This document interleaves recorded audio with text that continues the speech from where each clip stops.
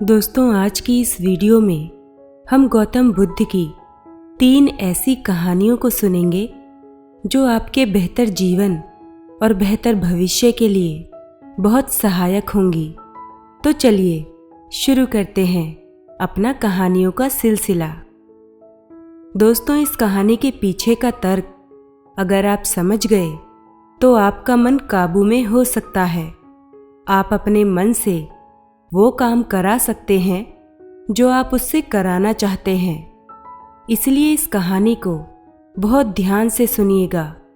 इस कहानी का तर्क आपको समझ आए तो कमेंट में नमो बुद्धाय जरूर लिखकर जाइएगा। एक बार महात्मा बुद्ध किसी नगर से गुजर रहे थे। बुद्ध की नज़र एक कपड़े के व्यापारी पर पड़ी जो बहुत दुखी और हताश दिख रहा था।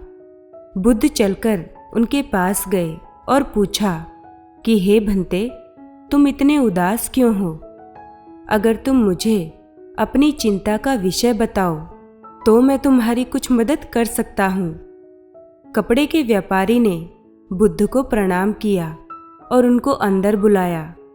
उस व्यापारी ने कहा कि जब से मेरी पत्नी की मृत्यु हुई है तब से मेरे घर पर मेरे छोटे बेटे की देखभाल वाला कोई नहीं है। इसीलिए मैं हमेशा इसको अपनी दुकान पर लेकर आ जाता हूँ, लेकिन यह मेरी दुकान पर आने वाले हर ग्राहक की पगड़ी को उछालकर फेंक देता है। कभी कभी उनका झोला उठाकर बाहर फेंक देता है। मैंने इसको बहुत समझाया, डांटा, लेकिन यह नहीं समझा। इसकी इन हरकतों की वजह से मेरे सारे ग्राहक खुद को अपमानित मानकर वापस चले जाते हैं। बुद्ध बोले, मैं तुम्हारी सहायता कर सकता हूँ, पर तुम मुझे वचन दो कि मैं जो भी करूँगा तुम उसमें दखलंदाजी नहीं करोगे, ना ही कोई प्रश्न करोगे। व्यापारी बुद्ध को वचन दे देता है। अगले दिन बुद्ध एक पगड़ी पहनकर आए और एक ग्राहक की भांति आकर बैठ गए। व्यापारी का बेटा आया और बुद्ध की पगड़ी को उछाल दिया। महात्मा बुद्ध मुस्कुराए और कहा, बहुत अच्छा, जाओ उस पगड़ी को वापस लेकर आओ। वह बच्चा दौड़कर गया और पगड़ी लाकर बुद्ध को दे दी। अगले दिन बुद्ध एक कुल्हाड़ी और एक लकड़ी लेकर आए। उस लड़के ने फिर से बुद्ध की पगड़ी उछाल दी। बुद्ध ने उस लड़के को कुल्हाड़ी और लकड़ी दे दी और कहा, जाओ इस लकड़ी को काटो। व्यापारी को थोड़ा सा डर लग रहा था कि कहीं उसके बेटे को चोट नहीं आ जाए, लेकिन उसको अपना वचन याद था। 7 दिन तक महात्मा बुद्ध कोई ना कोई नया काम लेकर आते और उस लड़के से करवाते। शीघ्र ही वह लड़का भूल गया कि उसको किसी की पगड़ी उछालनी है।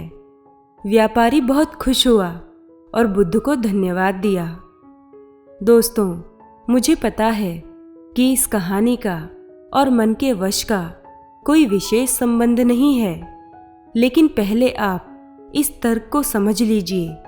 अगर हम अपने मन को अपने हिसाब से काम नहीं करवाएंगे तो मन अपने हिसाब से काम करेगा। मन वश में हो सकता है यदि मन को हम अपने अनुसार चलाएं। मन 2 तरीकों से काम करता है। पहला, मन अपने हिसाब से काम करता है, या दूसरा, मन को हम अपने हिसाब से काम करवा सकते हैं। बुद्ध से मिलने से पहले उस लड़के का मन और दिमाग अपने हिसाब से अनियंत्रित रूप से काम कर रहा था, लेकिन बुद्ध ने उस लड़के से अपने अनुसार काम करवाए, जिससे उसकी आदत ही बदल गई। दोस्तों, अब हम दूसरी कहानी की तरफ बढ़ते हैं। एक बार बुद्ध एक मरुस्थल प्रदेश में गए।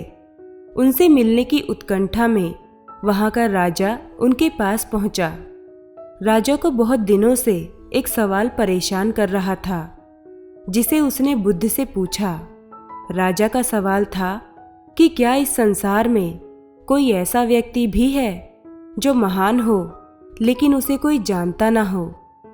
सवाल सुनकर बुद्ध मुस्कुराए और बोले, वास्तव में दुनिया में ऐसे कई असाधारण लोग हैं जो महान मनुष्यों से भी महान हैं, हालांकि उनकी महानता के गीत नहीं गाए जाते।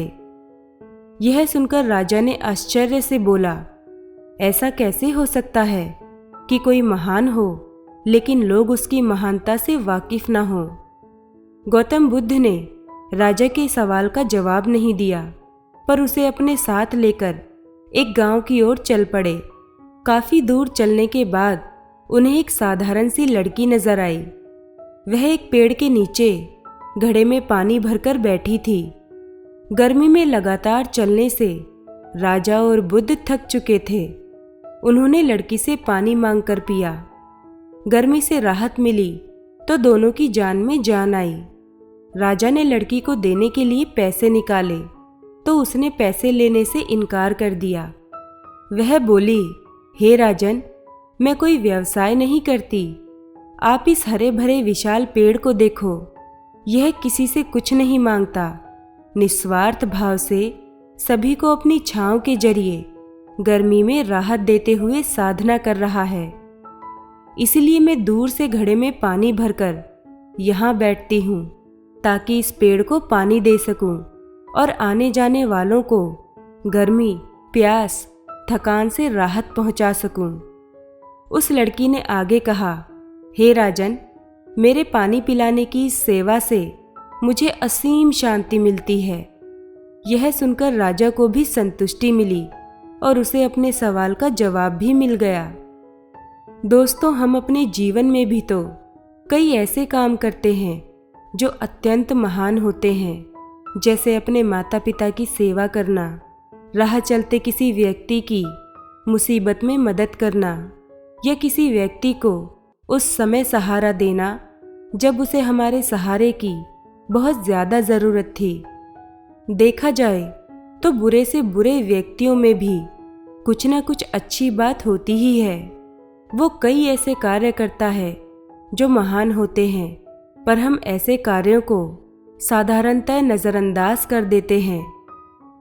दोस्तों, आज की हमारी तीसरी कहानी में भी एक ऐसी सीख छुपी है जो शायद आपका जीवन सुधार दे या आपके जीवन को बेहतर बना सके।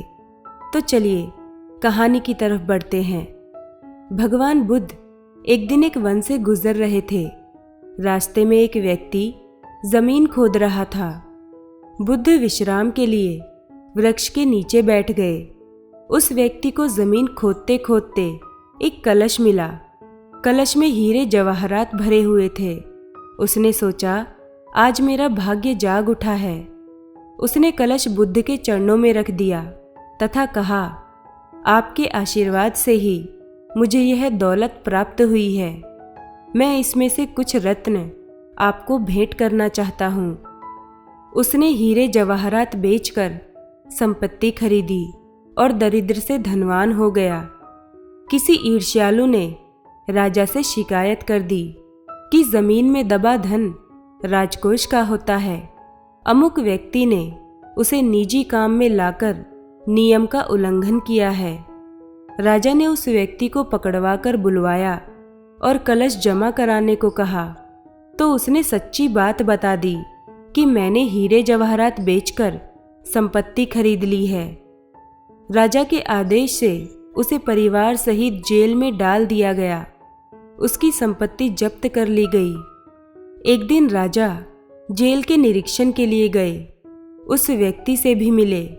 उसने कहा, हे राजन, मुझे जब वह कलश जमीन से मिला तो बुद्ध वहीं थे। उन्होंने मुझसे कहा था कि इसमें रत्न नहीं, विष भरा है। यह सुनकर मैंने उनका अपमान किया था। आज जेल में रहकर मुझे अनुभूति हो रही है कि उनकी बात बिल्कुल सच थी। बिना परिश्रम किए मिली कोई भी वस्तु विष ही होती है।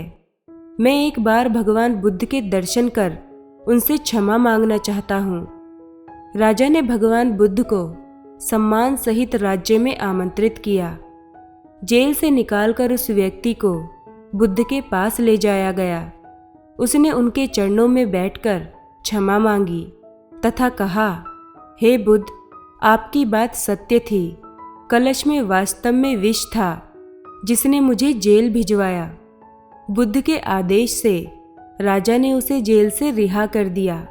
उसने उसी दिन से परिश्रम से प्राप्त धन से जीवन यापन करना शुरू कर दिया।